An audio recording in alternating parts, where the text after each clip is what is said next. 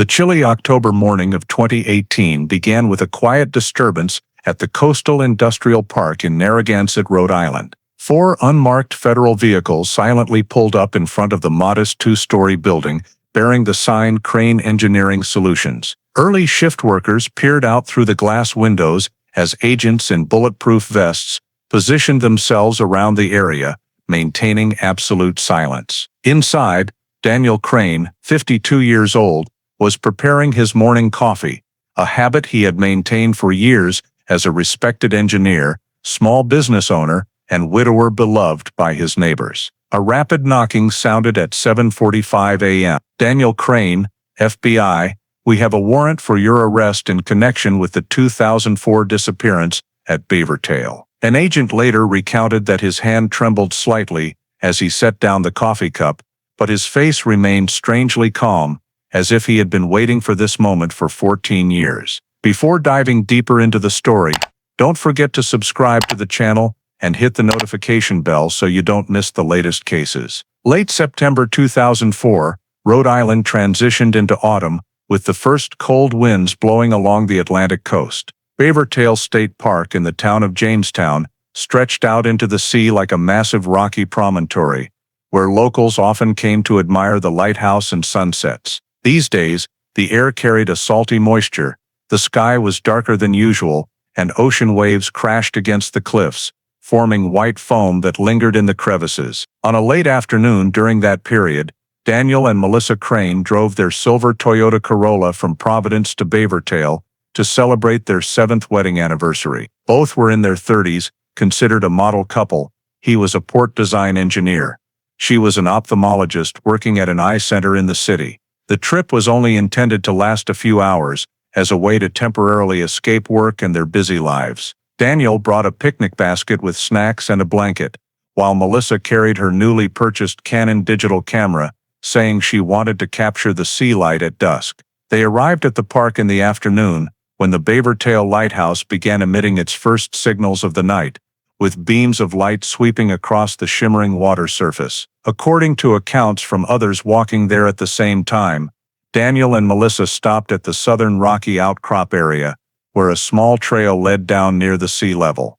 Melissa was wearing a red jacket, a thin scarf, and holding the camera to photograph westward, where the sun was setting. Daniel stood a short distance away, occasionally bending down to check the picnic basket. The weather grew colder, mist spread in from the water, and the wind was strong enough to billow her jacket in gusts. When heading back to the car, Daniel could no longer see his wife. He called out her name loudly, then walked around the wooden fence area, searching toward the trail, but only heard the waves crashing against the rocks and the metal sign rattling in the wind. The car lights turned on, casting a faint yellow glow on the damp road. Daniel held his phone, calling his wife repeatedly, but getting no answer. He tried walking along the road, leading to the gate, hoping to see her familiar figure returning, but the park was empty, with only the wind blowing through the low trees. As time passed, the feeling of unease grew clearer.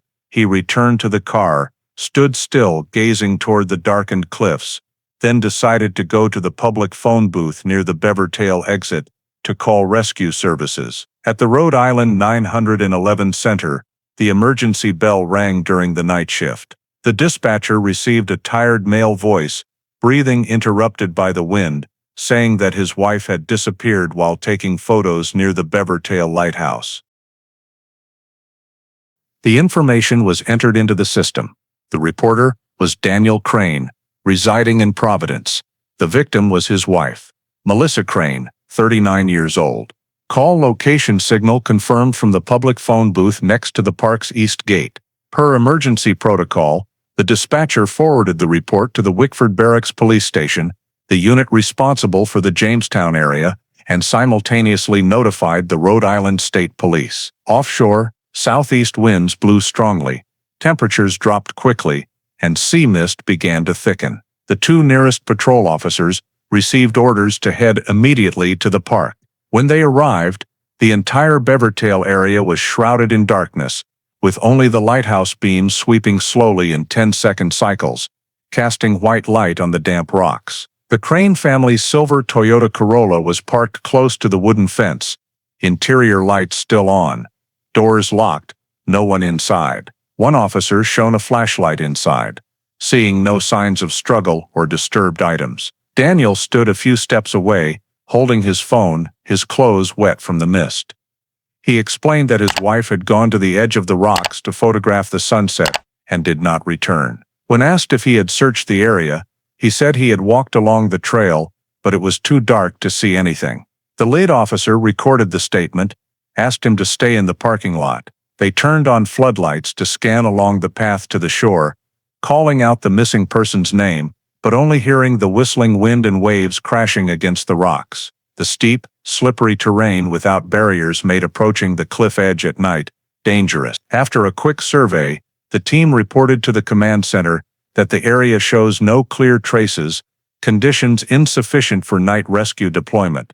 The Wickford Center ordered preserving the scene, drafting a temporary report, and assigning personnel to stand guard until the next morning's decision. A second patrol vehicle was dispatched to set up warning barriers and stretch reflective tape around the parking lot.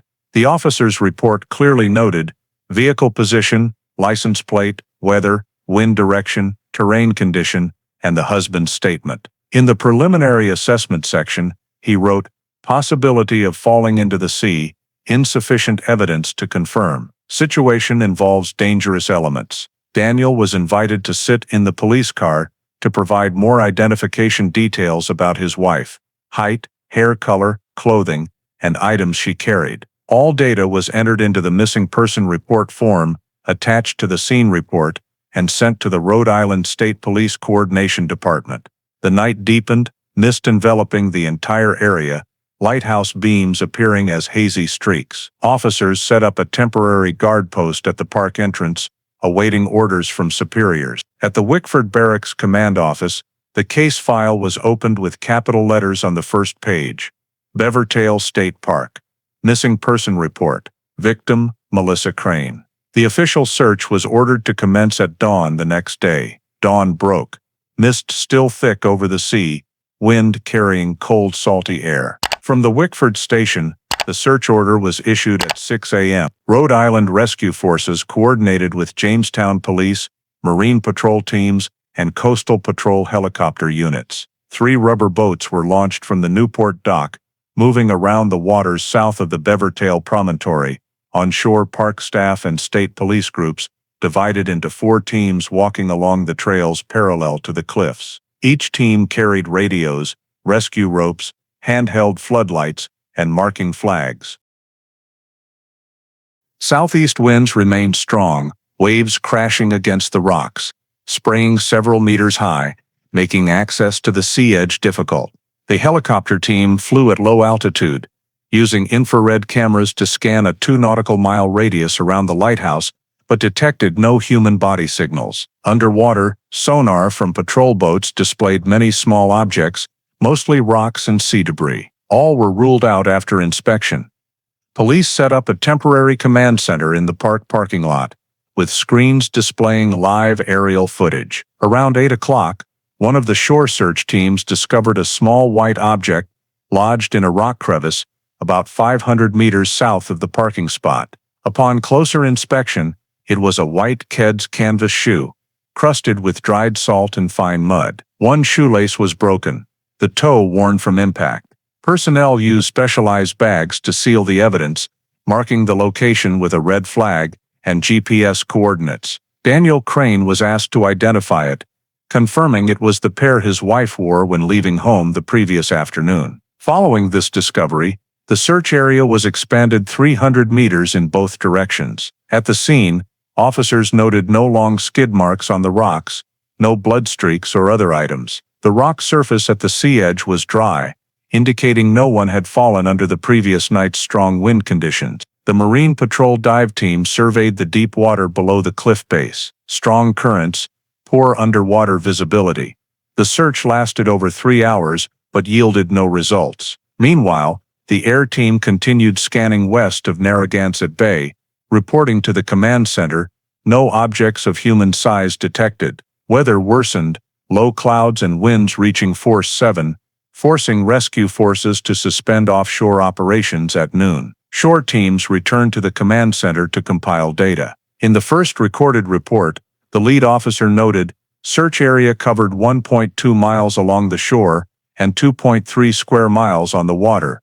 One piece of evidence recovered, no signs of impact or natural fall detected. In the assessment section, he wrote, likelihood of accidental slip low, no indications victim remains in the area. In the parking lot, the Crane family vehicle remained sealed, placed a few meters from the temporary barriers. A technician photographed the entire scene from multiple angles, including the shoe discovery spot, cliff surface, and trail to the sea. By early afternoon, rescue forces paused to reassess strategy. The overall campaign commander decided to narrow sonar sweeps in the afternoon, focusing on the northeast area where currents converged. No new results were recorded. As sunset fell, all units withdrew from the scene, leaving a small team to stand guard overnight. In the report sent to Wickford Barracks, the summary stated, no body discovered, no skid or blood traces. One evidence item recovered and identified as belonging to the missing person.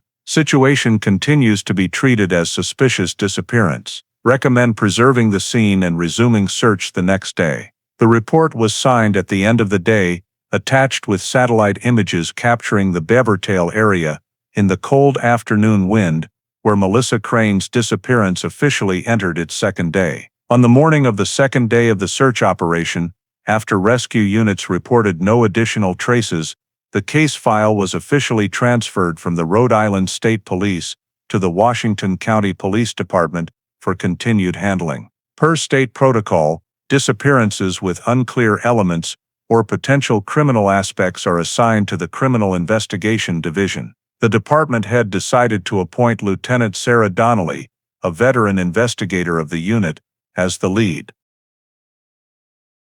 Donnelly had over 15 years of experience investigating disappearances along Rhode Island's east coast, known for her meticulous style and ability to read scenes. She received the file that morning, including the scene report, Beavertail area diagram, Daniel Crane's initial statement, and photos of the first evidence, the white canvas shoe. After a quick review, she ordered the scene preserved and traveled to Jamestown for direct inspection. When Donnelly arrived at Beavertail Park, winds were still strong, and the seawater carried the murky gray of a small storm forming offshore. The temporary command center area was set up right in the parking lot, next to where the shoe was found. She walked along the rocky trail to the sea edge, noting in her notebook the rock surface slope, wind direction, and wave frequency. The surface was dry, with little algae, small skid marks left by searchers, but no signs of anyone falling from above.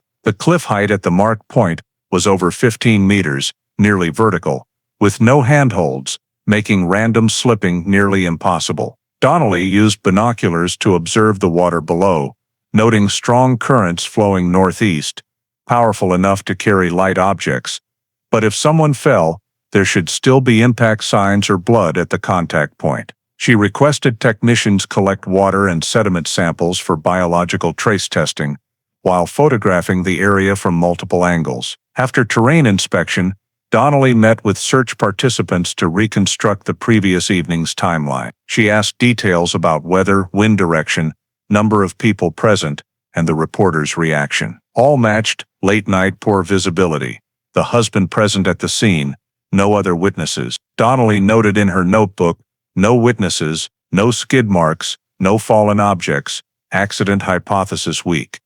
She also paid attention to the sealed vehicle detail. After it was unlocked for inspection, she observed the exterior and saw uneven mud dust adhesion, indicating the car had moved on wet ground before stopping. The front tires had fresh mud streaks, not matching the parking lot soil color. Additional note: vehicle may have left initial position during undetermined time. Donnelly requested the technical team create a GPS coordinate map from scene photos to precisely determine if the car faced the sea or inward. After over 2 hours of inspection, she preliminarily concluded the scene did not show characteristics of a natural accident. Every detail, from terrain, weather, to the complete absence of physical traces, made her suspect human involvement. In a brief meeting with the rescue team, Donnelly announced suspending broad sonar scans to focus on shore scene evaluation and evidence review. She proposed collecting more fabric fibers,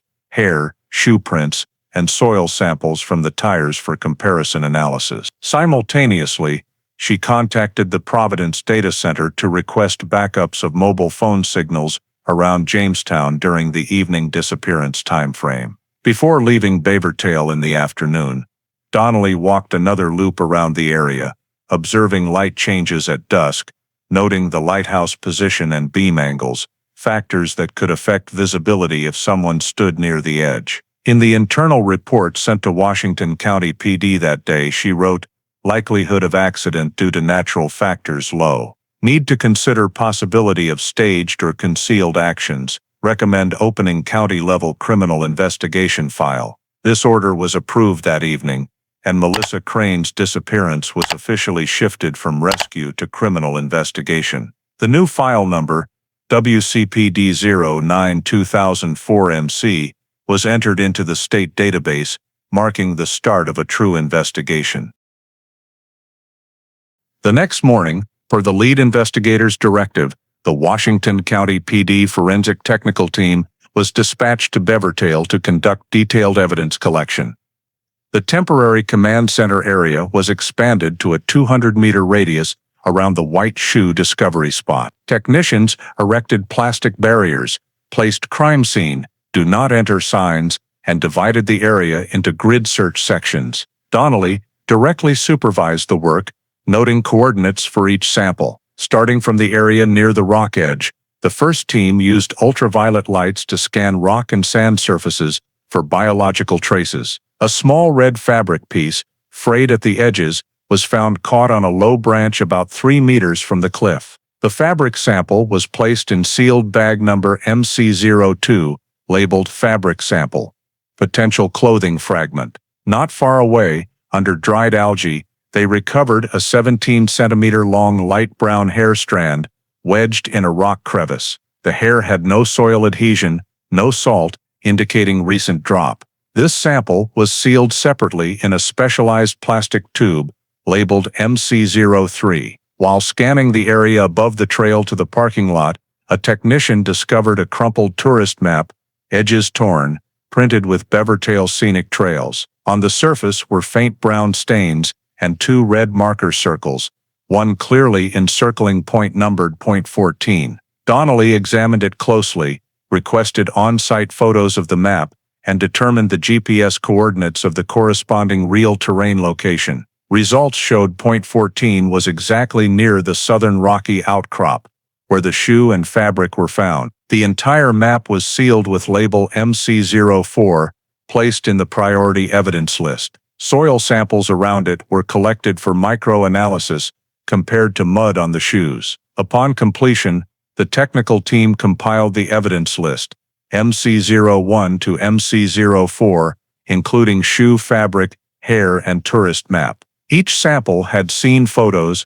coordinates, physical description, and responsible technician's name. Under Donnelly's supervision, evidence bags were packed in specialized cold containers, double-sealed, prepared for transfer to the state ADN lab in Cranston. She requested control samples from the victims' relatives for biological identification. While the technical team finalized the report, Donnelly continued scanning the expanded northern area. She observed dried mud on the rock surface, loose texture, no continuous streaks, indicating no strong movement recently. A technician recorded humidity and air temperature indices to calculate sample existence time for hair and fabric. Results estimated both samples dropped within 24 hours of discovery. Based on the disappearance night's wind direction, the chance of evidence being blown to different positions was nearly zero. At the main trail area, no additional shoe prints or items were found, only small tire tracks from rescue vehicles. Donnelly requested preserving the entire scene for another 48 hours in case of additional scans. In the scene log, she wrote, "Identified samples have ADN identification value, but insufficient to conclude event sequence. Sample positions match suspected .14 area, need to check map origin." In the afternoon, evidence containers were transferred to the state lab by specialized vehicle. The temporary report noted, 4 evidence samples collected, physical properties compatible with victim description. No blood or soft tissue detected, no long skid signs or major force impact. Donnelly held a brief meeting with the forensic team, requesting priority analysis of hair and fabric, while seeking permission to expand search to the parking lot for peripheral traces. Before leaving Beavertail at the end of the day, she returned to Point 14, observing the thick gray sea under late afternoon light and marking 2 more suspicious positions with red reflective stakes. In the summary report sent to Washington County PD, she concluded, scene area fully collected relevant potential samples. Current data insufficient to prove natural accident. Need to continue comparing identification results and check victim's vehicle for mud origin and movement direction. The report was signed and sent that night, marking the first phase of the official field investigation process. Immediately after the technical team completed collecting samples at the scene, Donnelly ordered the Crane family's Toyota Corolla, still sealed at the Beavertail parking lot, to be transported to the Washington County PD's Evidence Examination Center for a comprehensive inspection. The vehicle was towed using a specialized flatbed, fully covered with a dust-proof tarp, and sealed with 2 red seals from the State Police Department. At the Cranston Technical Garage, the examination was conducted under Donnelly's supervision, along with 2 forensic specialists. The exterior of the vehicle showed no signs of scratches or impacts. The paint was intact. The door windows were unbroken, and the side mirrors were undamaged. The tires were uneven in color. The front wheels had a layer of reddish-brown mud adhered to them, while the rear wheels were almost clean, indicating the car had driven through a wet soil area and then stopped. The undercarriage had dried mud with high adhesion, not matching the soil type at the Beavertail parking lot, a detail flagged for identification. Upon opening the doors, the cabin had a smell of sea salt mixed with the damp odor of upholstery. The dashboard was undamaged. The gear shift was in park, and the fuel gauge showed a quarter tank remaining. In the glove compartment on the passenger side, the technician found a gas receipt from a service station in Newport, printed at 5:42 p.m. on the day of the incident. Beneath the receipt was a small black-covered pocket notebook with a few scribbled lines listing groceries and patient phone numbers, identified as belonging to Melissa. No wallet, identification documents, or the victim's phone were found, despite her husband's statement that she had them with her when she left the car. The glove box contained 2 nylon bags, tissues, a mini perfume bottle, and a Beavertail parking permit printed for that day. The items were photographed and sealed separately.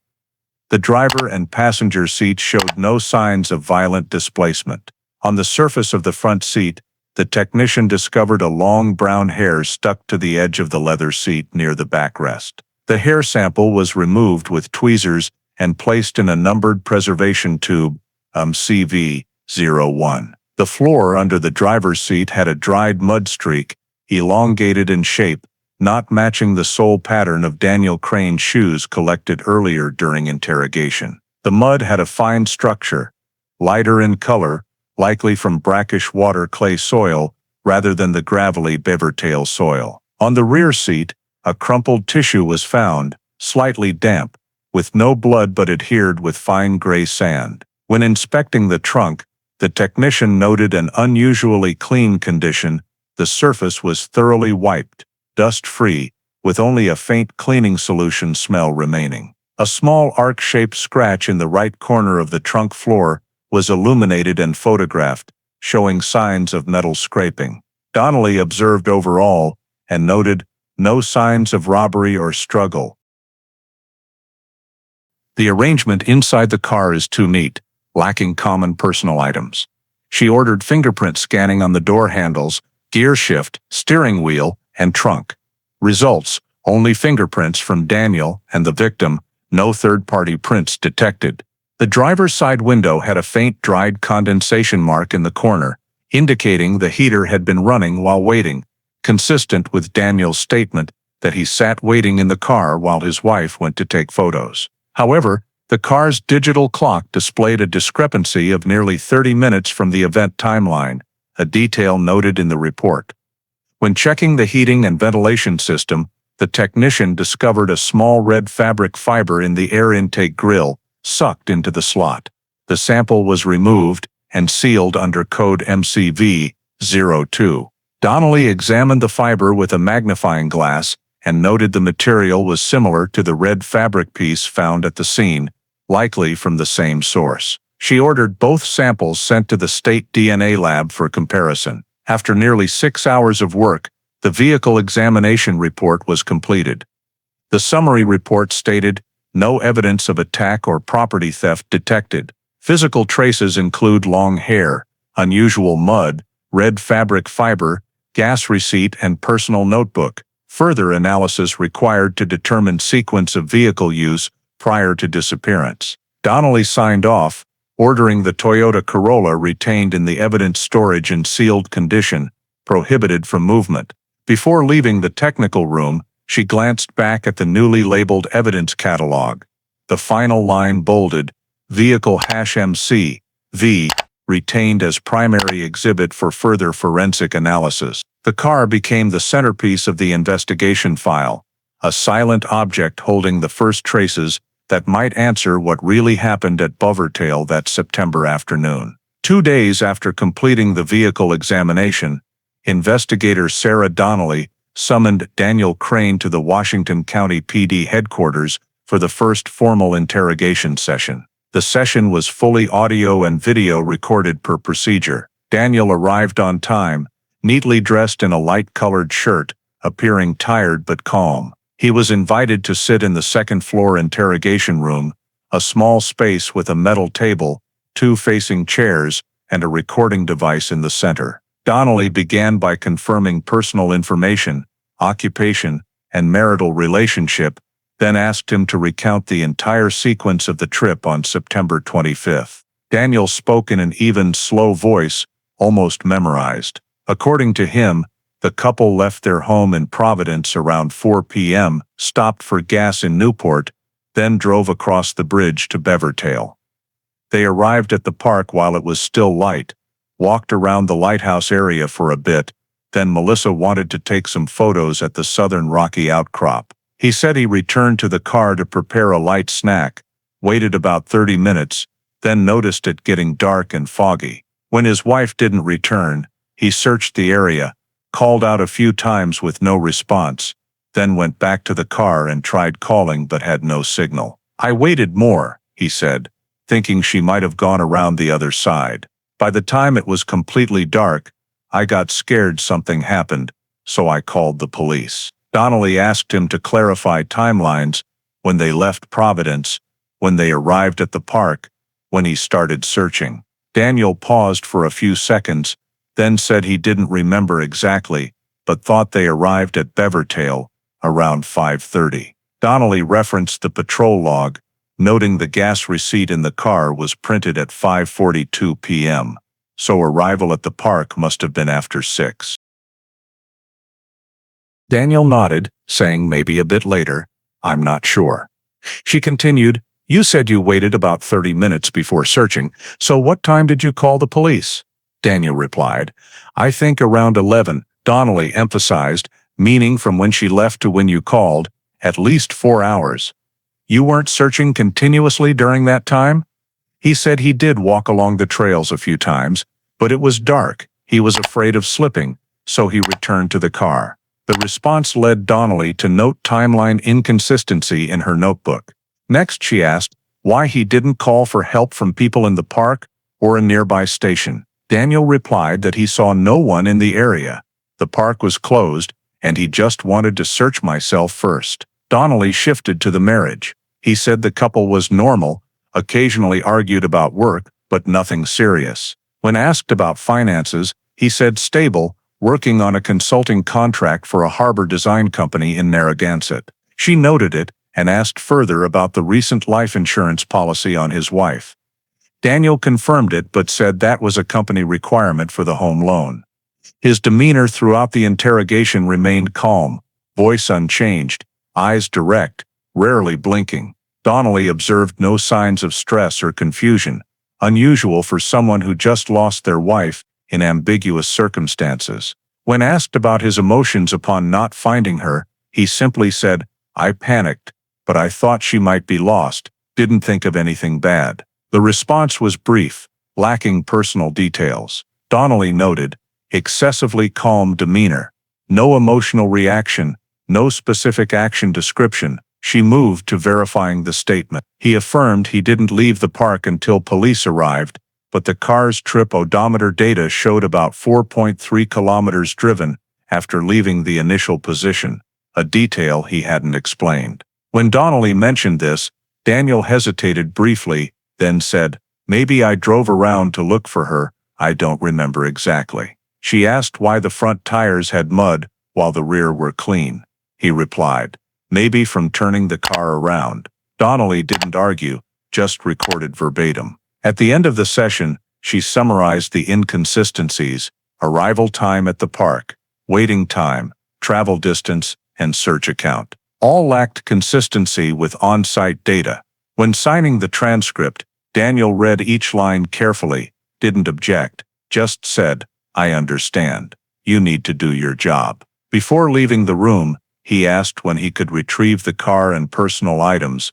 Donnelly replied that evidence would be held until an official conclusion. After he left, she reviewed the full recording. His voice didn't vary in pace over nearly 2 hours, even when mentioning his wife's name or describing not finding her. She noted in the internal report, statement has multiple inconsistencies in time and actions, lacking appropriate emotion. Need to verify accuracy with technical data. That same afternoon, Donnelly sent requests to the Rhode Island State Police Digital Forensics Unit to extract call history and mobile phone location for Daniel on September 25th. While proposing the State Finance Department collect information on bank accounts, credit transactions, and related insurance contracts. The interrogation concluded with a brief assessment noted at the end of the report, insufficient grounds to determine criminality, but reporting party shows multiple inconsistencies. Recommend checking supporting data. After the first interrogation session with Daniel Crane, Donnelly returned to Jamestown to monitor the ongoing search operations. At her request, the search area was expanded southwest, encompassing the entire waters around Dutch Island Channel, the area connecting Narragansett Bay and the Rhode Island Sound. This was a location with strong swirling currents, often carrying objects from Beavertail northward in just a few hours. The participating forces included the Marine Patrol Team, state rescue units, and a private salvage vessel assisting with sonar scanning. They divided into 3 routes: the Beavertail shoreline route, the central Dutch Island Channel route, and the outer perimeter route, nearly 2 nautical miles from shore. The weather was dry, with light winds and good long-range visibility, rare conditions compared to previous days. In the deep water near the eastern tip of Dutch Island, around mid-morning, the patrol vessel's sonar detected a small object floating on the surface, dozens of centimeters below the waterline. When the dinghy approached, it was a dark red fabric piece with uneven tiers, edges frayed from saltwater erosion. The sample was retrieved, pressed into a sealed bag, labeled DI-01, with the time recorded as 10:47 a.m. Initial observation showed the material was a synthetic waterproof fabric, matching the weave of the jacket Melissa wore on the day of disappearance, according to witness descriptions and family-provided photos. Donnelly ordered on-site photography and precise GPS coordinate measurement. She noted, evidence matches victim description. Fiber analysis and origin required. Meanwhile, the diving team surveyed the surrounding 200-meter radius, but found no other objects. The undercurrent moved strongly northeast, making orientation and position holding difficult. When the jacket piece was transferred to the mothership, the forensic technician examined it with a portable microscope, noting 2 small white threads remaining on the seam, details matching the red jacket with white trim in Melissa's prior photos. The fabric sample was packed in a moisture-proof specialized bag and placed in an insulated box. A small portion was separated and sent immediately to the state lab for DNA testing, with the remainder kept as a control sample. By noon, sonar detected another lighter object suspected to be a nylon bag, but upon retrieval, it was confirmed as drifting trash. No additional signs related to the victim. In the field report, the Marine Patrol team leader clearly stated, "Suspicious evidence found, red jacket piece, drifting southwest approximately 1.8 nautical miles from Beavertail. No additional related objects detected. Strong currents, average depth 14 meters. Donnelly personally received the evidence handover at Newport Harbor when the vessel returned. She checked the seals, signed the transfer protocol, then transported the sample to the Cranston lab. There, technicians used ultraviolet light to inspect, finding no blood or clear biological traces, only salt stains and fine sand patches. Under the microscope, they confirmed polyester fibers matching the LL Bean jacket brand Melissa purchased at Providence Mall 2 months prior per the family-provided receipt. Spectral color comparison confirmed the red tone matched the personal photo sample. Donnelly received the preliminary examination report, noting results compatible but cause of detachment undetermined. No impact or burn marks detected. In the end-of-day meeting at Washington County PD, she summarized the primary scene showed no natural accident signs. New evidence indicated object displacement from the initial position along the current, however. No violence indicators or definitive biological evidence. All factors kept the case classification in the suspicious zone. The official report to state police stated, "No body or reliable DNA sample recovered. Evidence confirmed matching missing person's clothing type. Insufficient data to conclude cause or mechanism." In the conclusion section, Donnelly handwritten a short line. "Case remains open, classified as suspicious disappearance." Search teams were ordered to maintain area monitoring for the next 24 hours, but the operation scale was gradually reduced to shift focus to administrative investigation and evidence analysis. Leaving Newport Harbor, Donnelly paused to observe the water, turning dusk gray in the sunset. The red jacket piece, the only evidence directly linked to Melissa, was still insufficient to explain what really happened at Beavertail. But it confirmed the woman had left the shore and vanished somewhere in these cold waters. After receiving the preliminary examination results of the jacket sample, Donnelly shifted the investigation to finances, focusing on details that could explain potential motives. She contacted the Rhode Island State Financial Inspector's office to request full bank account statements, credit cards, and insurance records for the Crane couple in the 6 months prior to the disappearance. The data returned after 4 days revealed several noteworthy points. In the records of national insurer North Atlantic Life, there was a $750,000 life insurance policy in Melissa Crane's name, signed on September 18, 2004, just 1 week before she vanished. The sole beneficiary listed was her husband, Daniel Crane. The policy was submitted directly online, with the electronic signature matching Melissa's bank account, but verification showed the login IP originated from Daniel's office computer in Narragansett. The insurance system recorded a call from him to support immediately after submission, inquiring about the payout process in cases of disappearance without a body. This detail was clearly noted in the customer service log. Donnelly requested the call recording extraction and filed it in the case under code F09BC. She continued checking the couple's joint account at Ocean State Credit Union, discovering 4 cash withdrawals totaling $14,800 in the 5 days before the trip, made from various ATMs around Providence. Additionally, a $9,500 internal transfer was sent to Daniel's personal account, described as project investment costs. There was no evidence Melissa knew or authorized these transactions.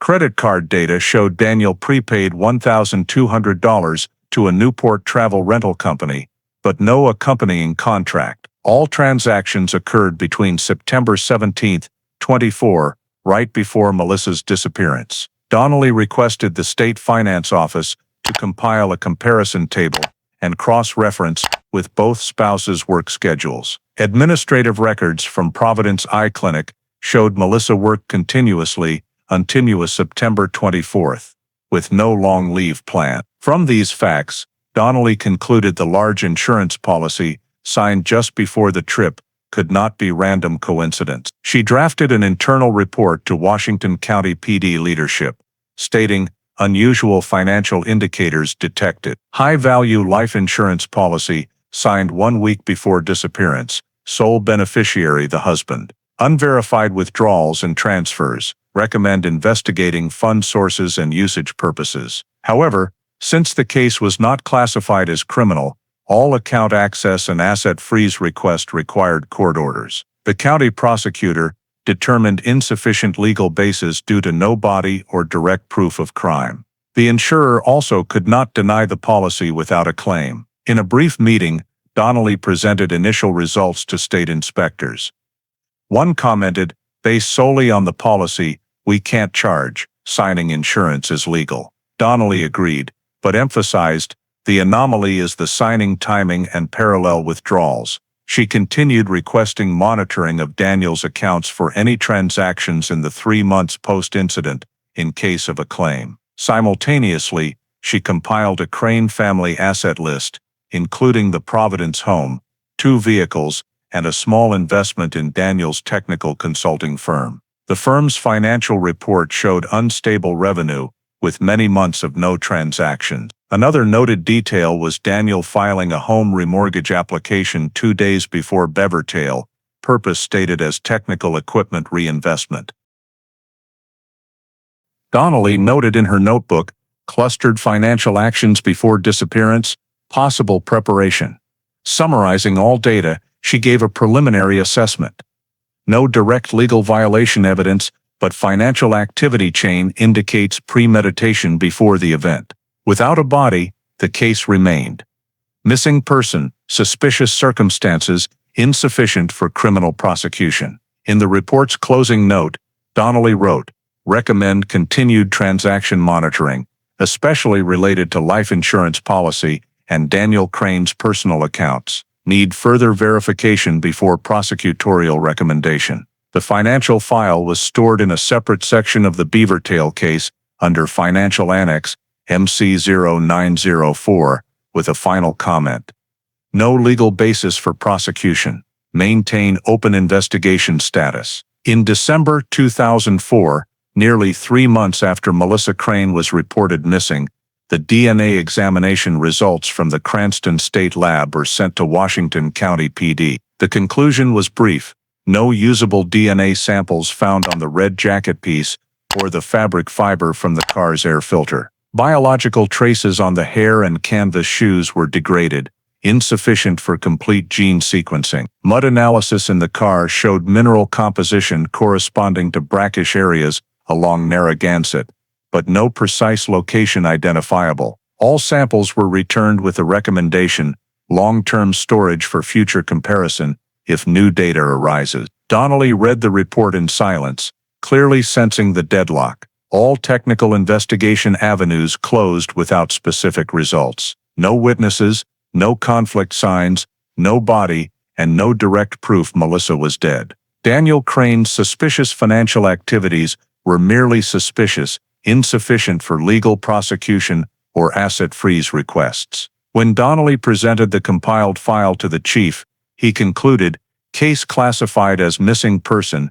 suspicious circumstances. We suspend active investigation until new evidence. The official order was signed that day, transferring the entire file to storage status. The technical team sealed all evidence, including 4 samples from the Beavertail scene, 2 from the Toyota, plus examination reports and illustrative photos. All were packed into 2 specialized plastic crates, labeled MC 2004, and moved to the Washington County Evidence Vault in Wakefield. The Toyota Corolla remained held in evidence storage, covered with a dust tarp, separately numbered in the management system as Exhibit 74BV. Donnelly spent the final afternoon in the office, completing the summary protocol. She listed all investigation steps performed, including sea and land searches, evidence collection and examination, witness interrogations, financial and insurance verifications. In the general assessment section,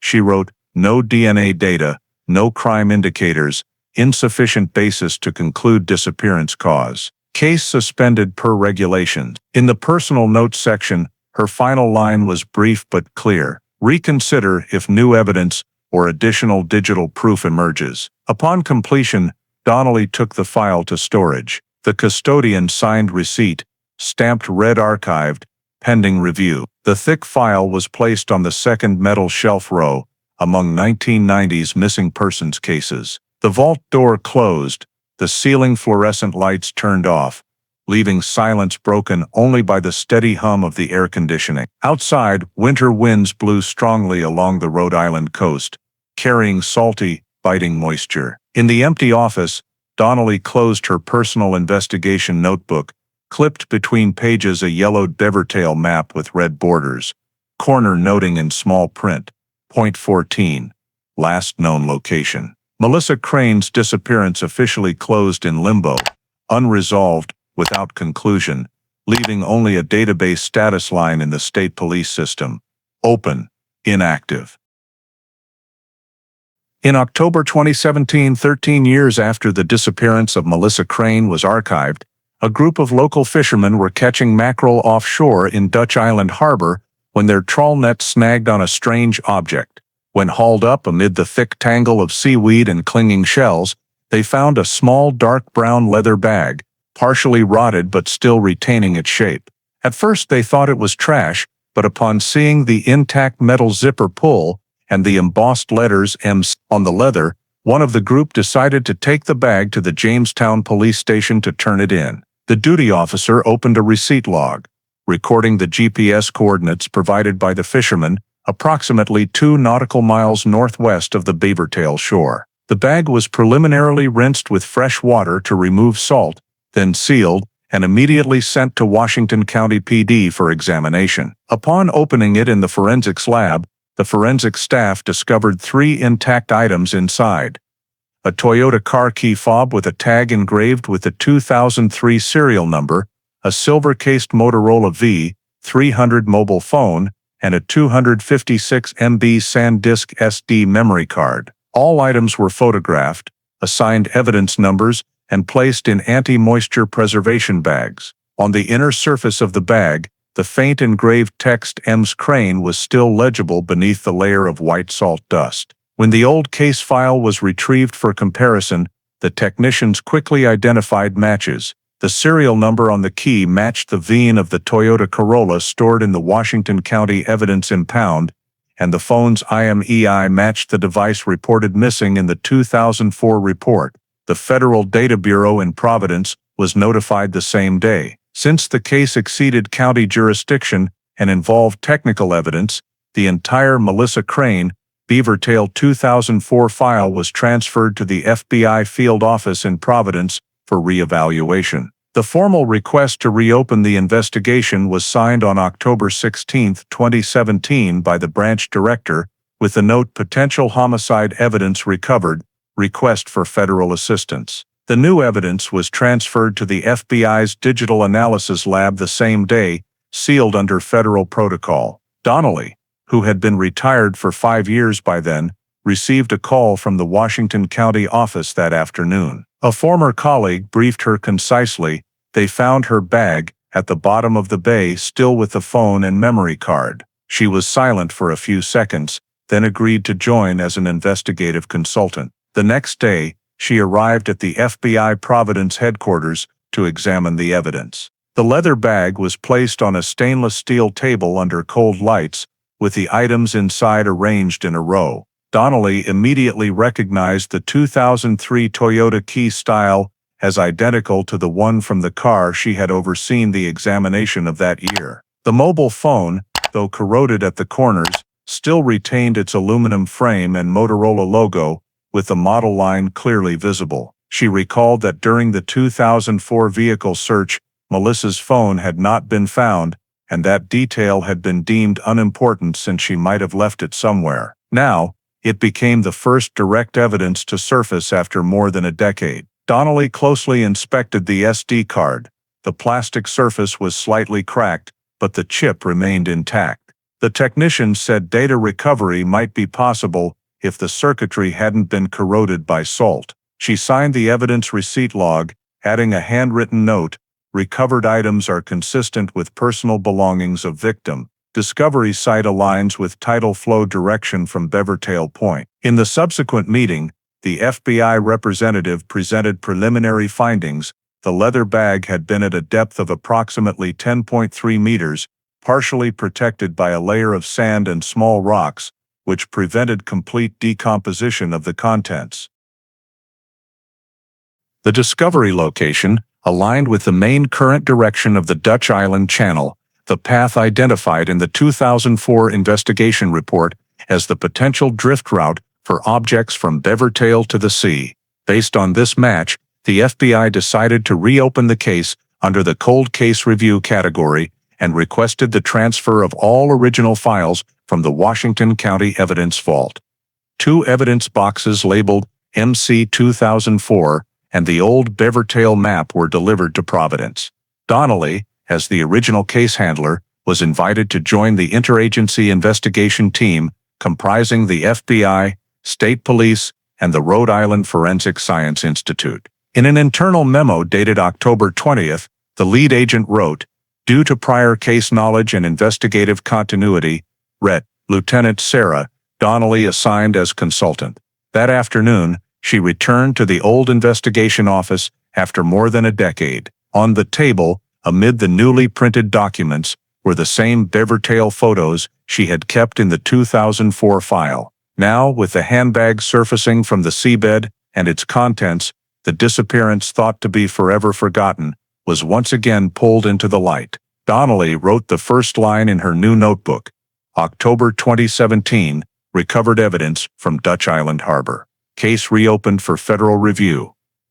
Digital data analysis began immediately after the interagency investigation team received the evidence from the bag found at the bay bottom. In the FBI Providence Analysis Lab, electronic technicians cleaned the SD card surface with a specialized solution to remove salt and metal residue before connecting it to a dedicated data reader. The recovery process lasted nearly 6 hours, with the system continuously scanning memory blocks and reconstructing damaged image files. Ultimately, they extracted a total of 5 JPEG image files, with capture times ranging from 1758 to 1853 on September 25, 2004. The photos were displayed on a large screen in the analysis room. The first 4 were familiar scenes: the rocky trail leading to the lighthouse, the sunset sky, and various shots along the coastline. However, the 5th photo was entirely different. It showed a man, Daniel Crane, standing with his back to the camera, right at the cliff edge, with the darkening sea behind him. When zoomed in, the tech team noticed a faint shape reflected in the lenses of the sunglasses. Daniel was wearing an arm raised to shoulder height, pointing toward the photographer. The photo was sharp in the center, but blurry at the edges, indicating it was taken hastily without a tripod. Under the reflective lighting, the skin tone of the hand matched the complexion of Melissa in family photos stored in the file. The metadata timestamp showed the capture time as 18 hours 53 minutes and 22 seconds, just a few minutes before sunset. The subsequent metadata field was anomalous.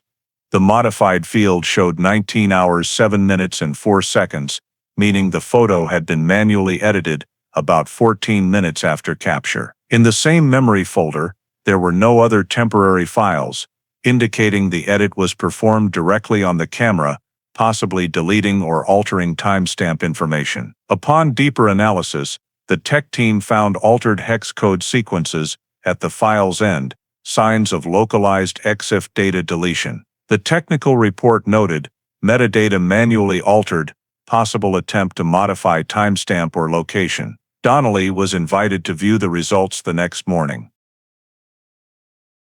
She sat quietly in front of the screen as the final image appeared. In the reddish evening light, Daniel stood very close to the rock edge, his body slightly leaning toward the sea. At the right edge of the frame, reflected in his lens, was a small hand with fingers slightly curled, as if grasping something. Donnelly requested 3 additional zooms, then captured a screenshot for records. She noted in her book, photo shows victim in very close proximity to husband at last recorded moment. Evidence of direct contact. The tech team continued cross-referencing the capture location using geographical data.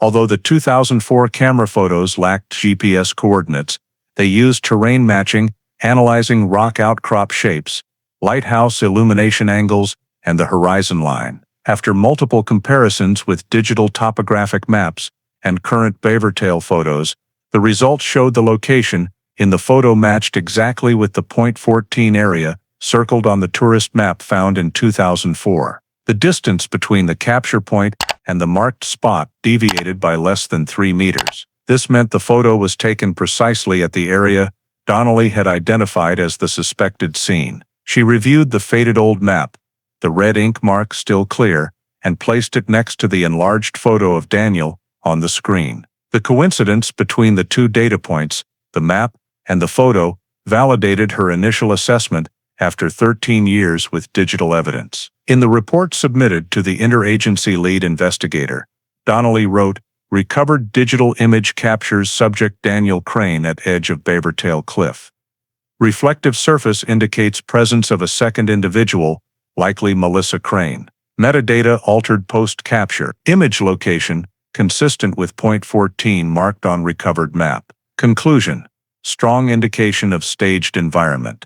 The lab attached an optical analysis showing no signs of post-export software tampering, meaning changes were made inside the camera device, an action that could only occur if the user operated it directly on site. Experts concluded the metadata deletion aimed to erase accurate time or location traces. Donnelly recommended backing up all data to the federal storage system and preserving the SD card in a vacuum environment to prevent further damage. The recovery results were presented again in an internal meeting between the FBI and Washington County PD 3 days later. The image of Daniel standing at the cliff edge, along with the reflected hand detail, became the focal point of the briefing. Each team member offered opinions in turn, but no one denied that the photo was the first visual evidence showing two people together at the Beavertail cliff edge in the final moment. The final 4-page digital technical report was signed and confirmed. Digital evidence recovered confirms probable presence of both individuals at Point 14. Manual alteration detected. Circumstantial indicators point to deliberate scene manipulation. With Donnelly's final comment in the remarks section, the image not only captures the moment before the victim's disappearance, but also reflects a deliberate effort to conceal the truth. After the image analysis results were finalized, the interagency investigation team moved to the next step, recovering Daniel Crane's mobile location and communication data on the day of the incident. Since it was 2004, Verizon had retained cell tower connection logs in long-term backup systems. The FBI sent a formal request to Verizon's legal department to retrieve historical data in the form of legacy tower log. The recovery process took over 2 weeks due to accessing magnetic tape archives, but the final results provided a clear breakthrough. The report showed that the Motorola phone Daniel used at the time connected to 3 different cell towers that evening on September 25th. First, a signal was recorded at the Newport Bridge Tower at 1819, corresponding to the bridge crossing to Jamestown. Then, a short series of connections appeared at the Beavertail Tower from 1847 to 1903, exactly the time Melissa was reportedly taking sunset photos. However, the anomaly lay in the subsequent data from 1912 to 2236. Daniel's phone completely lost signal in the Jamestown area, with no records of calls or location pings. At 2237, the signal reappeared at the Narragansett Pier Tower, about 12 miles south of Beavertail, then moved along Route 108 toward Wickford. 4 minutes later, an outgoing call was made from a public phone at the park exit, the very 911 call reporting the disappearance. Thus, according to location data, Daniel had left Beavertail for approximately 3 hours and 30 minutes before returning to the scene. FBI data specialist reconstructed the route using old maps and the tower grid from that era. Probability analysis showed no dead zones lasting more than a few minutes around Beavertail, so the 3-hour signal loss could only result from the device being powered off or moved out of coverage. Data from the Toyota's odometer recording 4.3 kilometers of travel beyond the parking spot, matched this finding. When Donnelly reviewed the reconstructed route map, she noted, the gap between 1912 and 2237 corresponds to the period before the missing person report. Need to verify purpose of movement. The tech lab continued analyzing movement direction based on signal strength. The phone left Beavertail southwest via North Road, then down Route 138, before returning in the opposite direction. Intermediate towers recorded weak signals but enough to confirm a loop around the Narragansett area. Distance and time perfectly matched estimated car travel at night. The technical summary stated clearly, handset powered off or intentionally disabled during primary missing period. Reconnected after relocation. Donnelly presented the results at the investigation team meeting. On the screen, a chart displayed 3 colors, green for active time, gray for the gap, and red for the 911 call. She pointed to the long gray section between 19 o'clock and 22 o'clock, saying briefly, "This gap is the key. Everything that happened is in that blank space." The members agreed that the location data was the strongest technical evidence since the case reopening. The FBI's legal specialist confirmed the data was court admissible as it was legally stored under federal regulations. Based on the match between travel path and signal loss period, the analysis team concluded Daniel had left the scene before alerting police and only returned after preparing his report script. When cross-referenced with the recovered memory card images, Melissa's final photo timestamp was 1853, and the first signal loss was 1912. A 19-minute difference. That interval was sufficient to drive from point 14 to the Beavertail exit and continue leaving the area. Donnelly noted in her book, Final Photo and Location Data Match Timeline Sequence. After 1853, only one person left the area. The FBI's comprehensive report to the Rhode Island state prosecutor summarized, telecommunication evidence indicates subject's departure from scene prior to report. 3-hour gap remains unexplained. Movement pattern inconsistent with witness statement. At the end of the report, the lead technician recommended re-interviewing witnesses and considering reopening criminal investigation under state jurisdiction. In an internal memo to Washington County PD leadership, Donnelly wrote a concise sentence, "The signal gap cannot be reasonably explained by accident. Need to re-verify statement." A formal witness summons was proposed the following week, along with a request to update the file status from cold case review to active investigation. 13 years after Melissa's disappearance was archived in silence, the newly recovered cell signal chain shattered that wall of time, opening a new light in the case thought to be closed. After the positioning data of Daniel Crane was recovered and analyzed, the interagency investigation team decided to re-examine all original physical evidence from the 2004 case, particularly the Toyota Corolla, the last vehicle recorded at the Beavertail scene. In the state evidence storage system, the vehicle record noted transferred to Cranston Scrapyard in 2010 after storage period expired. Donnelly, along with an FBI agent and a forensic technician, went to inspect the area. After hours of searching among hundreds of old vehicles, they located the silver Corolla with its old license plate still on file in the police storage records. The exterior had light rust, but the interior structure remained intact due to being stored indoors. The original seal still bore the lead mark of Washington County PD, proving the vehicle had not been opened since storage. Under the supervision of FBI Providence, the seal was removed to conduct additional forensic examination using new technology. The process was carried out in a mobile laboratory, utilizing spectroscopic lighting, biological trace scanning equipment, and far more advanced micro-DNA analysis than in 2004. When examining the interior, the forensic team discovered in the rear seat crevice, directly below the passenger seat position, a small brownish-red streak adhering to the fabric. The stain was only about 3 millimeters in size, overlooked in 2004 due to technical limitations. The sample was lightly scraped and tested with Castlemeyer reagent. It turned pale pink, confirming human blood. The blood stain was sampled and sealed under code MCVR17, then sent to the FBI DNA laboratory for analysis. While awaiting results, the team continued scanning the entire vehicle with ultraviolet light and collected 3 additional dust samples from the front floor, rear seat, and trunk for comparison. Dried mud traces remained, consistent with high-sodium soil from the brackish waters of Dutch Island, matching prior expert findings. Donnelly noted in the report, "Vehicle has not been moved since sealing. Newly discovered blood trace may relate to the victim." 4 days later, the lab sent the DNA results. The genetic sequence extracted from the blood sample matched 99.98% with Melissa Crane's medical records from Providence Eye Clinic, where she had worked. The report stated, "Blood sample belongs to Melissa Crane. No secondary donor identified." Upon receiving the results, Donnelly sat in silence for a moment. For 13 years, all evidence had been meaningless due to the lack of biological markers.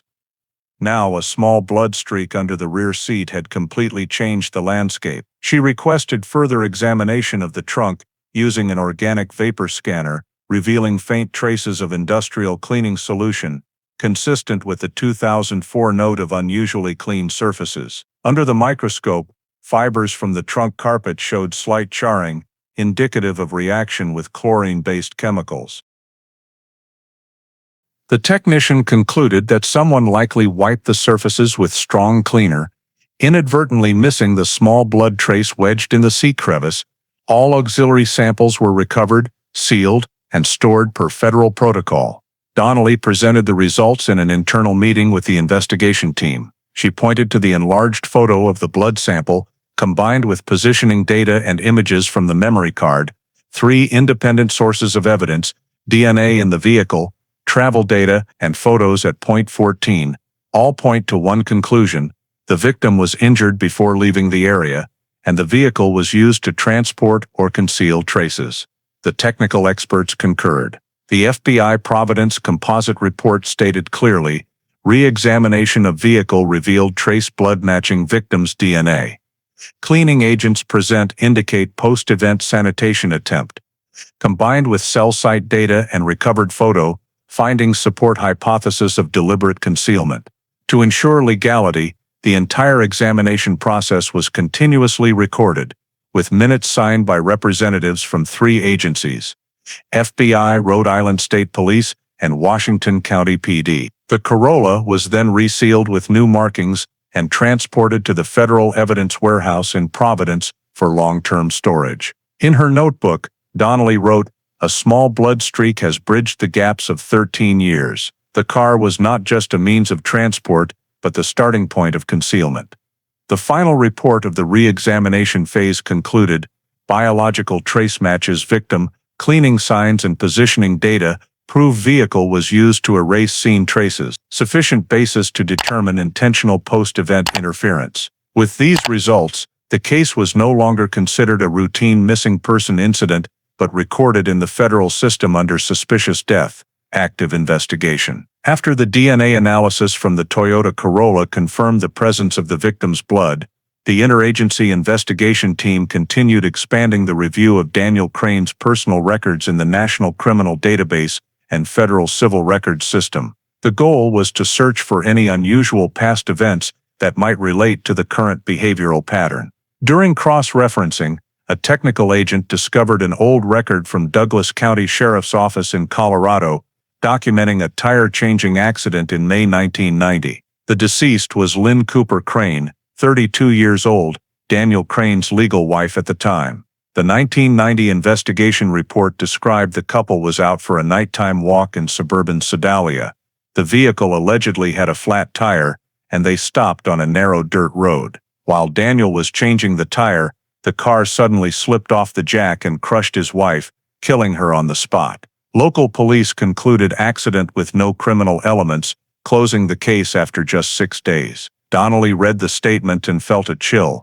The incident occurred at night, no witnesses, isolated location, all mirroring the Beavertail case. She requested the FBI contact Douglas County Police to obtain copies of the original files, including scene examination minutes, autopsy report, and any insurance documents. 3 days later, the files were transferred to Providence via internal system. Among them, a notable detail after Lynn Cooper's death Western Mutual Life Insurance Company paid the beneficiary, Daniel Crane, $420,000, equivalent to nearly $800,000 in current value.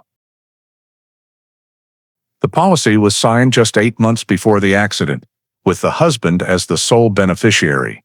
Donnelly reviewed Melissa's file, life insurance worth $750,000, signed 1 week before the disappearance. Beneficiary also Daniel. The two cases were 14 years apart, but shared the same financial traits, circumstances, and outcomes. Wife deceased or missing under witness-free conditions in isolated locations after signing large insurance policies. She noted in her handbook, case structure repeats, cyclical behavior, clear financial motive. The interagency team compiled the two files into a comparative report. Under the title Pattern Evidence Comparative Report, they listed repeating elements. 1 victim was Daniel Crane's legal wife. 2 incident occurred in the evening, in low-traffic areas. 3 no witnesses, only Daniel's statement. 4 both had high-value life insurance policies signed shortly before the event. 5 post-event, sole beneficiary was Daniel Crane. 6 in both cases, the automobile played a central role. The report concluded, the 2 incidents share identical behavioral and circumstantial patterns consistent with premeditated financial homicide. Donnelly submitted the compilation to the lead federal agent overseeing the Rhode Island case. After review, he signed approval to establish a pattern evidence file per federal procedure, a step allowing use of similar past cases to support proof of motive and systematic behavior. Copies of the report were sent to the Rhode Island state prosecutor with a recommendation to escalate to criminal processing. The state's chief prosecutor, after preliminary review, assessed that the new evidence, DNA in the vehicle, positioning data, digital photos, and the 1990 accident file, formed a strong set of circumstantial evidence sufficient to consider intent. To strengthen legality, the FBI continued verifying Lynn Cooper's insurance documents through Western Mutual Life. Company representatives confirmed the policy was fully paid and original files stored in the Denver office. The beneficiary account matched Daniel's bank account at the time, linking the two cases via financial traces. Donnelly prepared a short summary attached to the report for the prosecutor. Behavioral replication observed, both spouses insured shortly before fatal event, both incidents in isolated areas, both lack of witnesses, same beneficiary. Pattern suggests deliberate premeditation masked as accident. In the final evaluation meeting, the interagency team agreed the data chain exceeded random coincidence. From a single missing person case in Rhode Island, they now faced a systematic crime pattern spanning decades. The official petition was forwarded to the Rhode Island State Prosecutor's Office with the evidence file. On the last page, Donnelly's confirmation line was typed and handwritten, pattern established, evidence, cross-state relevance confirmed. Case file to be reviewed for prosecution. With this step, the investigation expanded beyond county level to state level, focusing on intentional scene staging and repeating financial motive, clearly identified through two cases, 14 years apart. But bearing the same signature, Daniel Crane as the only person left at the scene. After the pattern evidence report between the 1990 Colorado case and the 2004 Rhode Island case was completed, the interagency investigation team began the most critical step, forming the official charging file. Under coordination between FBI Providence and the Rhode Island State Prosecutor's Office, all evidence collected during the reinvestigation was compiled into a unified legal dossier. In a special conference room at FBI headquarters, team members arranged each piece of evidence in chronological order and legal value. The first section was physical evidence. Digital photos recovered from the 2017 memory card, showing Daniel Crane standing at the edge of the rock at point 14 with the reflection of a second hand in his glasses. The photos were confirmed original, with no post-export edits, accompanied by optical analysis and metadata proving manual time data deletion directly on the camera. Next was biological evidence. The blood sample under the rear seat of the Toyota Corolla matched by the FBI lab at 99.98% to Melissa Crane's DNA. The forensic report concluded the blood was concealed with cleaning solution, indicating post-event wiping. The third group was positioning and mobile communication data, Verizon tower logs confirming Daniel's phone left Beavertail at 1912 and did not reconnect until 2237, just before the missing person call. Vehicle travel analysis and time gap showed he left the scene for 3 hours without reasonable explanation. The next section was financial evidence, 2 high-value life insurance policies signed before the wife's disappearance, sole beneficiary Daniel Crane, plus unusual cash withdrawals. Supplementary documents included the 1990 Colorado accident file with similar circumstances and motive, designated as a pattern case to prove cyclical behavior. All data was presented in a composite over 400 pages, titled State of Rhode Island versus Daniel Crane, Preliminary Evidence Package. Donnelly and the legal agents drafted the conclusion, summarizing the core argument: the evidence collectively supports the theory of murder under staged accident,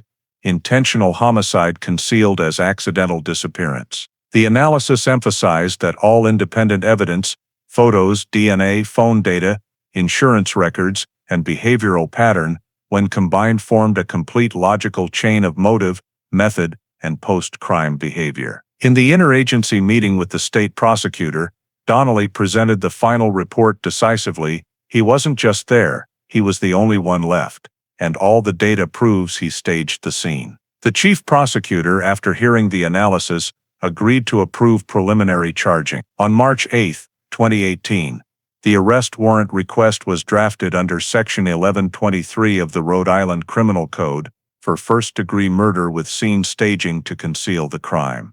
Concurrently, the prosecutor filed for search warrants for Daniel's home and engineering office in Narragansett to seize additional electronic evidence and financial documents. While the legal team finalized court filings, the FBI scanned online transaction databases, uncovering 2004 emails from Daniel to the insurance company, titled Clarification on Missing Person Claim Procedure, confirming he researched payout processes the week his wife vanished. These emails were added to the auxiliary evidence list.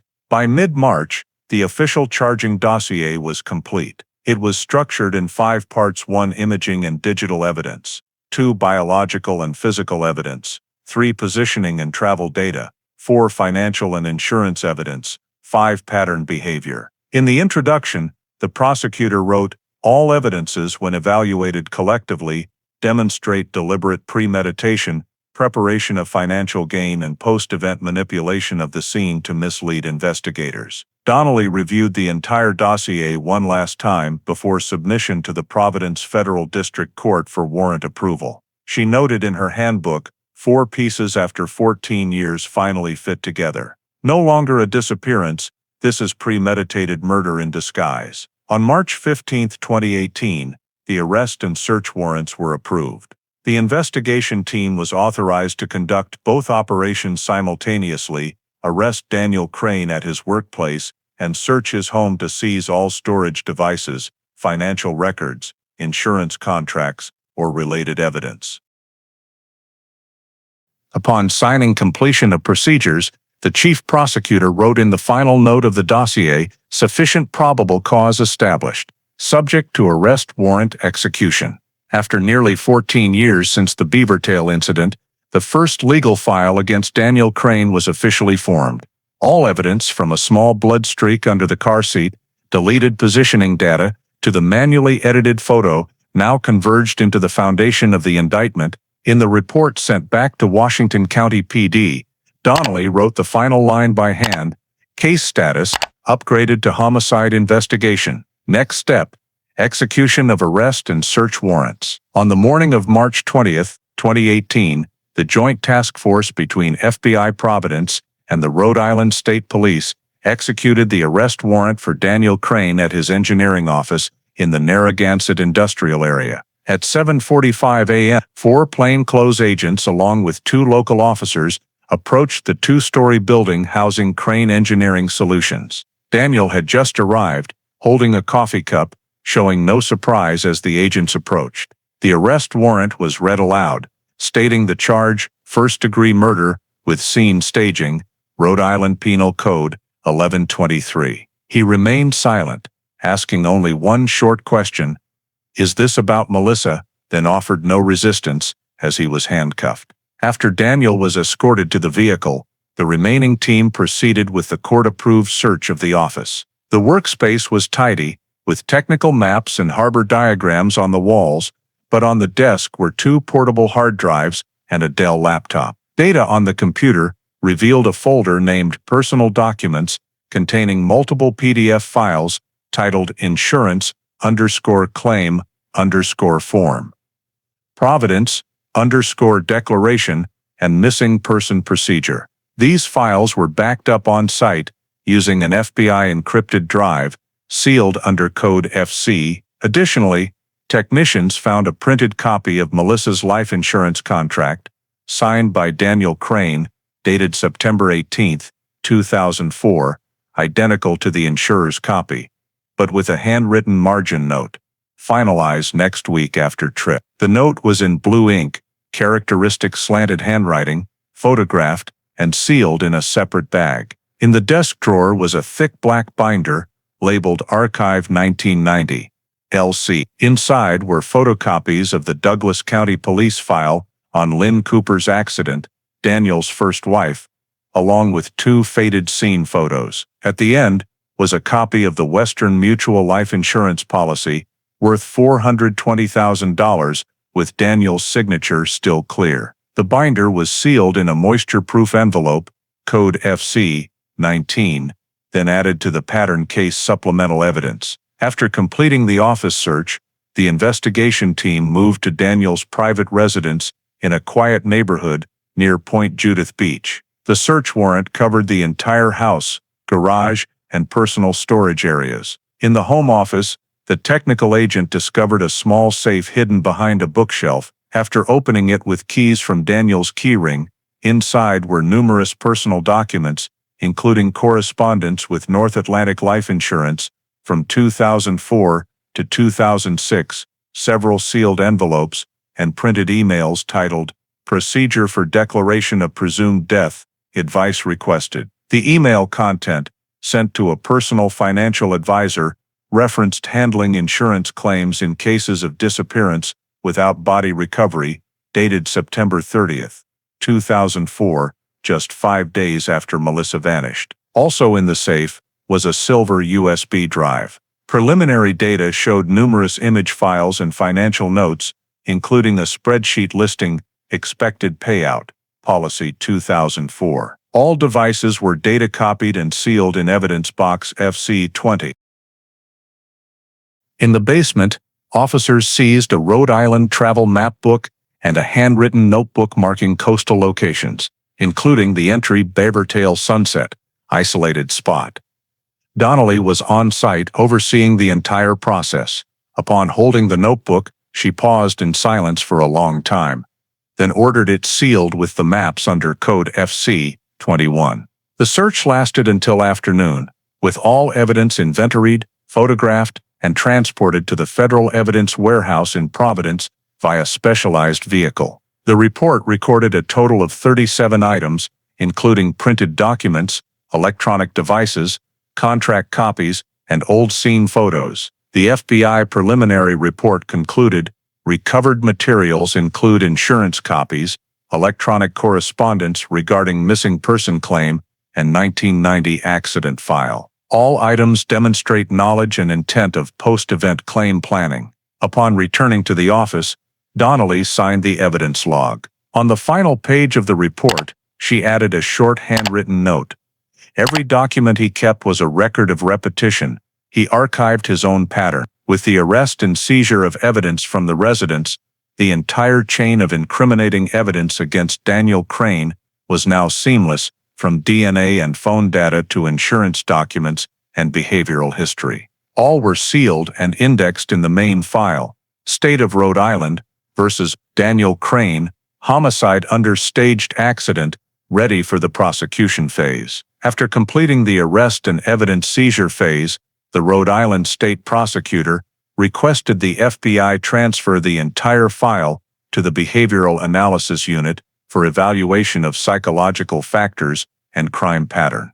The goal was to determine the nature of the behavior, degree of intent, and likelihood of repetition by suspect Daniel Crane to strengthen the charging file in court. In the Quantico workspace, the BAU team, consisting of 3 criminal psychologists, 2 behavioral analysts, and 1 forensic criminologist, began reviewing the file. They read all interrogation transcripts, statements, financial data, scene photos, and Daniel's personal history. Each detail was cross-referenced against models of planned homicide and scene staging. The analysis introduction stated clearly, subject exhibits high cognitive control, meticulous pre-event planning, and absence of effective response. Over 3 decades of investigating similar cases, BAU had developed specific criteria for the offender group: accidental homicide for financial gain, murder disguised as accident for profit. Daniel Crane, per description, fit this model almost perfectly. The team identified 3 prominent behavioral traits. First was control level. Daniel selected crime settings in remote, witness-free locations, easily described as accidents. Both incidents, Sedalia 1990 and Beavertail 2004, occurred outdoors, in low-light conditions, near motor vehicles, where death could be justified as sudden mishap. His preparation of tools, maps, and travel plans showed clear proactivity. Second was cyclical repetition. The 2 cases 14 years apart followed the same script. Wife signed high-value life insurance shortly before the event.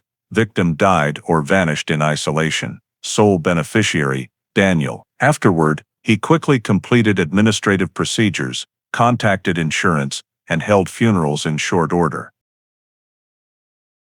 The behavior was repeated almost consciously, showing calculation and confidence in controlling investigations. Third was dominant psychological trait.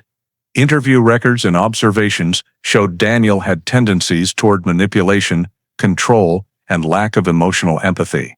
During interrogations, he maintained absolute calm, used technical language, and avoided personal emotional descriptions. The BEU report stated, absence of effective empathy combined with instrumental reasoning indicates psychopathic personality traits, specifically in subtype controlled manipulative. The BEU also conducted a Hare PCLR assessment based on file behaviors. Daniel scored high on criteria: superficial charm, grandiose sense of self, lack of remorse, and parasitic lifestyle. Notably, his careful retention of 1990 case documents in his home showed criminal memory recontrol behavior, characteristic of individuals needing to reassert power over past acts. In the behavioral report, BEU described, he perceives death not as loss but as a solvable equation, an event that can be optimized for benefit. They emphasized that the coincidence of circumstances, actions, and timing in both cases could not be random but reflected a systematically designed behavioral model combining planning skills and emotional concealment ability. Based on all data, BEU concluded, subject demonstrates deliberate homicide disguised as accident with clear financial motivation. Behavioral pattern indicates control-oriented personality with repetitive risk-taking after perceived success. Additionally, the team analyzed post-crime behavior, Daniel's repeated insurance contacts, asking about presumed death procedures in disappearances, or retaining old contracts showed sophisticated preparation, reflecting a need to control legal processes similar to scene control. The unit also compared Daniel to stage scene offenders, placing him in the rare subgroup technical planner, individuals relying on technical knowledge and logic to calculate risks rather than impulsive action. The 47-page criminal psychology report, code BOERI 2018 Crane, was officially transferred to the Rhode Island State Prosecutor's Office with the prosecution file. In the conclusion, BO wrote, Daniel Crane's behavioral consistency across multiple incidents confirms intent, planning, and motivation. The acts constitute murder under staged accident conditions motivated by financial gain and emotional detachment. Donnelly read the report in the chief prosecutor's conference room, feeling as if the final puzzle pieces had locked into place. She noted in her handbook, he didn't act in a moment of lost control. He engineered everything like a technical drawing. The BOEO report was then attached to the official indictment as psychological and behavioral evidence exhibit, supplementing the motive and method evidence group. This was the final completing evidence, bringing the Daniel Crane charging file to full legal structure: physical, digital, financial, personal history, and criminal psychology. A complete portrait of murder disguised as accident, driven by control ambition and cold financial motive. In October 2018, after more than 6 months of preparation, the case State of Rhode Island versus Daniel Crane was officially brought to trial at the Providence Federal District Court. The large courtroom was specially arranged with digital projection equipment to display scene photos, GPS data diagrams, and technical evidence. Public attention focused on the trial as one of the rare Rhode Island cases prosecuted as murder without body. Chief Prosecutor Margaret O'Donnell represented the state. In her opening statement, she addressed the 12-person jury. "We do not bring a body, but we bring a truth told through data, images, and forensic science." She emphasized that the independent but seamlessly connected chain of evidence reconstructed Daniel Crane's entire criminal act, killing his wife, staging the scene as a cliff fall accident, and concealing the crime for insurance profit. The first trial session focused on physical evidence. The FBI forensic team presented the blood sample recovered under the rear seat of the Toyota Corolla, DNA matching 99.98% to victim Melissa Crane's medical records. Enlarged photos of the blood stain and Kastle-Meyer reaction results were projected on the large screen. The prosecutor asked the expert, "What is the probability this DNA belongs to someone other than Melissa Crane?" 1 in 10 million, the expert replied. The courtroom fell silent. Next, the technician described industrial cleaner traces in the trunk, indicating wiping to erase blood. From the analysis, the prosecutor concluded the car was not just transportation, it was where the concealment began. The second part was digital evidence. The FBI Providence data specialist presented a Verizon network positioning chart illustrating Daniel's phone travel on September 25, 2004. The red line on the map clearly showed signal lost at Beavertail at 1912 and reappeared 3 hours later in Narragansett, just before the 911 call. The prosecutor pointed to the screen. "This gap is not a technical error. It is the time window of the crime." Then, the image analysis team presented the final recovered photo from the camera memory card. The jury saw Daniel Crane standing at the rock edge, gray sea behind, and in his glasses reflected a hand. As the prosecutor zoomed in, each juror leaned forward. "This is the last moment Melissa Crane was alive," O'Donnell said. A hand reaching for help reflected in the glasses of the man who caused her death. The courtroom was deathly quiet. Next was financial evidence. A North Atlantic Life representative was called as a witness. He confirmed the $750,000 life insurance policy, signed exactly 1 week before Melissa's disappearance, sole beneficiary Daniel. The prosecutor played a recorded call of Daniel, asking about compensation procedures when no body is found. His voice was calm, clear, like inquiring about a bank deposit. O'Donnell continued with the pattern evidence file, the 1990 Colorado accident, where Daniel's first wife, Lynn Cooper, died under a Jeep in similar circumstances. Douglas County sent the original witness, a retired investigator, to testify. He described, "I never forgot that case. The husband was calm to the point of chilling. Now looking back, every detail matches the Rhode Island case." As he spoke, Daniel sat still, eyes on the floor, no reaction. The BAO then presented the criminal psychology report. The behavioral expert described Daniel as controlling, manipulative, lacking empathy, and viewing death as a benefit equation. They explained to the jury that the repetition of 2 incidents over 2 decades could not be random coincidence, but a systematic behavioral model, staged accident for financial gain. In the defense portion, Daniel's attorney, Robert Kessler, stood to rebut. You have heard much technical data, but no one can prove murder when there is no body. The state of Rhode Island is trying to turn hypothesis into evidence. He argued the car DNA could be from a prior minor scratch. The digital photo did not prove criminal action, and leaving the area before calling police could stem from panic. Kessler emphasized, no body, no time of death, no cause of death. What they call crime is mere speculation based on assumption. The prosecution countered with the evidence chain. O'Donnell displayed a composite diagram on screen, connecting 5 data layers: images, DNA, e-positioning data, insurance records, 1990 case. Each factor alone may not suffice, she said. But combined, they tell one story: a woman vanishes, and the only person who benefits is always the same man. During cross-examination, when the prosecutor asked, "Did you ever return to Beavertail after that night?" Daniel softly replied, "No." "Then why does your travel map at home note Beavertail Sunset, isolated spot?" He fell silent. The courtroom air thickened. The trial lasted 13 days. Forensic, digital, financial, and behavioral experts testified in turn. Finally, the prosecutor delivered closing. No body, but there is science. No witnesses, but there is data. And data does not lie. She urged the jury to evaluate holistically, not as isolated pieces, but as a logical chain of intentional behavior. When arguments ended, Judge Robert Keener instructed the jury to deliberate. They reviewed all evidence: photos, GPS graphs, DNA reports, insurance contract copies, and the Colorado file.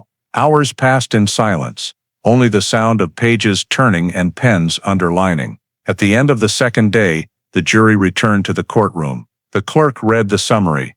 After examining all evidence, the jury finds the chain of technical, financial, and behavioral data sufficient to prove the defendant intentionally caused the death of Melissa Crane and staged the scene to conceal the crime. The court announced, evidence met the threshold beyond a reasonable doubt. The courtroom atmosphere was heavy, all eyes on the defendant, who maintained a calm face. No reaction. The trial concluded the argumentation phase with the judge's summary. The evidence presented, though circumstantial, forms an unbroken chain pointing only to the defendant. With that assessment, the case proceeded to the sentencing phase, an outcome seen as a test of the power of modern investigative science against a calculated crime without a body. On the morning of November 6, 2018, the Providence federal courtroom was packed. The cold autumn light filtered through thick glass windows, reflecting off the long wooden benches where the jury was already seated.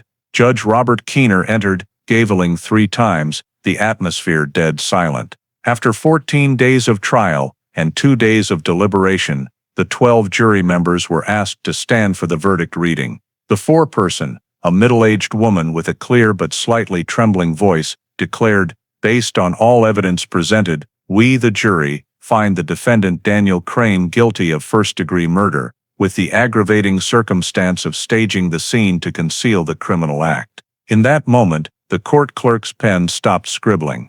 Daniel did not bow his head, just sat straight, eyes blankly forward. No words or reaction. In the prosecution bench, Margaret O'Donnell gently placed her hand on the file that had accompanied her for 6 months, exhaling a breath both relieved and heavy. Judge Keener read the court's findings: the chain of circumstantial evidence, DNA, positioning data, digital images, insurance records, and financial behavior, when considered as a whole, forms a unified logical structure, excluding all hypotheses other than intentional murder. He paused, glanced at the defendant, then continued. The absence of a body cannot erase the truth etched by data and science. That statement was quoted by many newspapers the next day as an affirmation of the strength of modern technical investigation. In the sentencing portion, the prosecution requested the maximum penalty, life imprisonment without parole, citing the defendant's calculated repetitive behavior, lack of remorse, and high risk of recidivism. Defense attorney Robert Kessler only sought leniency, arguing lack of a body means no specific act leading to death has been determined. But the judge rejected it, emphasizing that intentional erasure of traces is also a constituent element of the crime. He pronounced, defendant Daniel Crane is sentenced to life imprisonment at the Federal Correctional Facility in Washington County, with no possibility of parole or reduction. The sentence takes effect immediately. As the gavel struck, the courtroom fell silent. Some spectators bowed their heads, others exhaled softly. Daniel was escorted out of the courtroom in silence. He did not look back, said nothing. In the prosecution bench, Donnelly, who had opened the 2004 missing person file and now witnessed its closure, sat still, clutching her old notebook tightly. In it, on the final page of the Beavertail file, she had once written a small note, "Re-examine if new evidence emerges." Now, those 4 words had fulfilled their mission. Immediately after the trial, the Rhode Island State Prosecutor's Office held a brief press conference. The chief prosecutor stated, "This is the first case in the state convicted of murder without a body through the combination of digital technology, positioning data, and DNA analysis. It marks a turning point in how we approach truth when physical evidence no longer exists." Local newspapers and national wire services ran the story simultaneously. Cold case Beavertail solved, after 14 years, husband found guilty. An old photo of Melissa Crane by the seaside appeared on front pages, next to the image of Daniel handcuffed, leaving court. The case file was officially closed on November 12, 2018, 14 years after the missing person call from the Beavertail public phone booth. 2 evidence boxes, once dust-covered in storage for over a decade, were now final sealed and transferred to State Historical Archives with the note, "Case solved." Digital forensics breakthrough. In the summary, the Rhode Island State Police noted, one of the first cold cases in the state solved through digital evidence. Modern investigative methods have proven their value in reconstructing criminal behavior when data becomes the witness. That night, Donnelly left the courthouse late, Providence drizzling with rain. She stood on the old stone steps, watching the lights reflect off the wet pavement. The long years pursuing the case, from a vague disappearance to a murder proven by technology, converged in a moment of silence. In her new notebook, she wrote the final line, Beavertail, 2004, 2018. Justice comes slowly, but never loses the trail. Daniel Crane's sentence was transferred to the Federal Bureau of Prisons, inmate number 18,294 RE. All appeals were dismissed at the preliminary stage for no basis to challenge technical evidence. The file State of Rhode Island versus Daniel Crane became reference material in the FBI's Digital Investigation Training Program and was cited at the 2019 Federal Investigation Conference as a prime example of solving cold cases through circumstantial evidence and digital data. The Beavertail case closed with a life sentence, but its ripple effects extended beyond the legal realm as proof that even when time buries traces, truth can be resurrected through chains of data, tiny blood streaks, and photos thought lost. After 14 years, justice finally called Melissa Crane's name.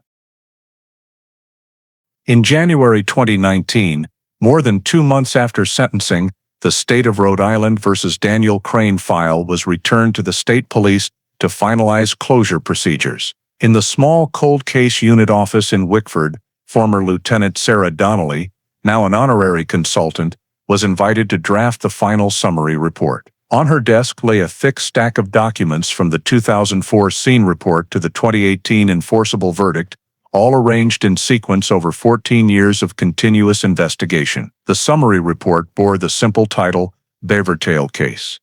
Final Investigation Summary, 2004-2018.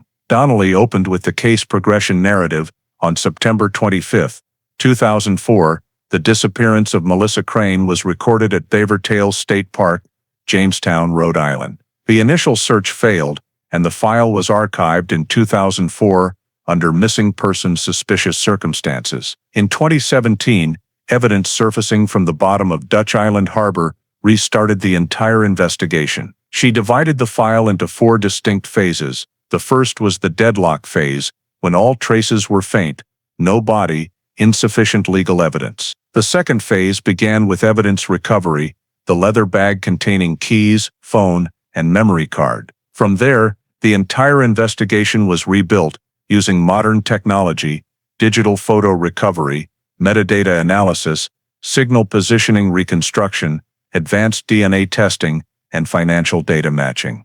The third phase was establishing the evidence chain, where each small piece, from the hand-reflecting photo, blood streak under the car seat, to GPS data, insurance contracts, and the 1990 case file, was connected into a unified structure. Finally, the fourth phase was prosecution and verdict, when technology became the witness in place of humans. Donnelly detailed the investigative methods.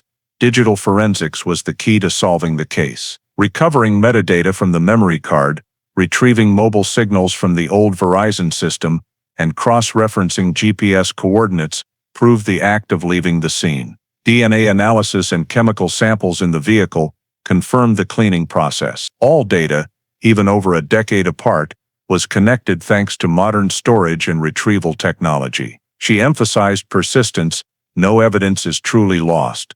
It only awaits the right moment and precise enough tools to reread the story it tells. In the final evaluation, Donnelly wrote, "Time does not erase traces, only temporarily conceals them." The Beavertail case proves that justice does not depend on luck, but on human perseverance and scientific progress. Over 14 years, the case moved from a missing person call to a murder conviction, not through new witnesses, but through interagency coordination, digital technology development, and faith that truth still exists in data. The report was completed after 3 weeks, 126 pages thick, including all charts, test results, and Donnelly's closing words on the last page.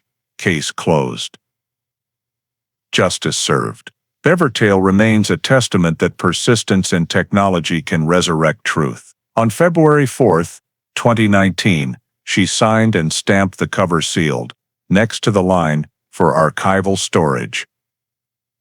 Cold Case Unit, Rhode Island State Police. As she handed the file to the archivist, Donnelly watched the metal door close, the electronic lock clicking. She knew this was the last time she would touch the file that had accompanied nearly half her career. Outside the window, winter wind blew across Narragansett Bay, where the story had begun with a wave and ended with the light of data. In her personal notebook, she wrote the final line, "Beavertail case, archived. 14 years, one truth.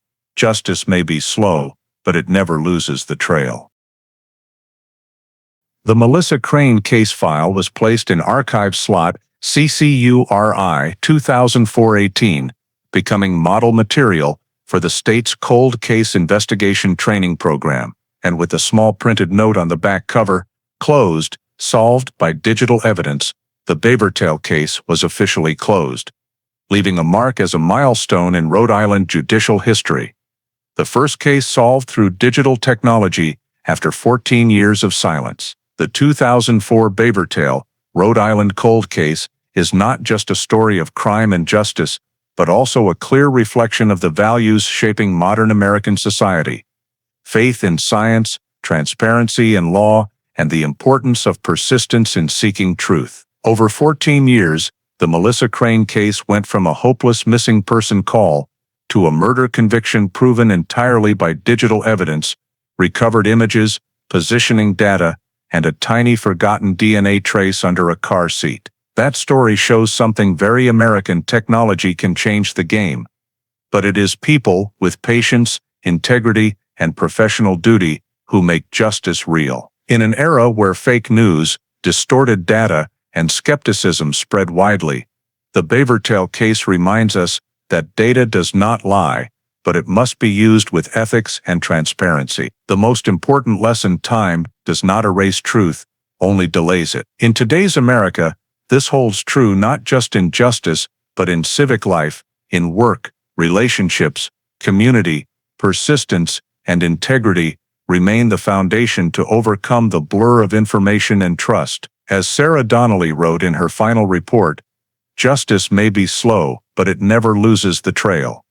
It is also a reminder to every American that even as the world becomes more digital, ethics and truth still need to be preserved by human hands, by steadfastness before what seems sunk deep into oblivion. If you believe the truth always finds a way to be discovered, subscribe to the channel to join us in continuing the journey, exploring cases thought lost to oblivion. Thank you for following the story of Melissa Crane.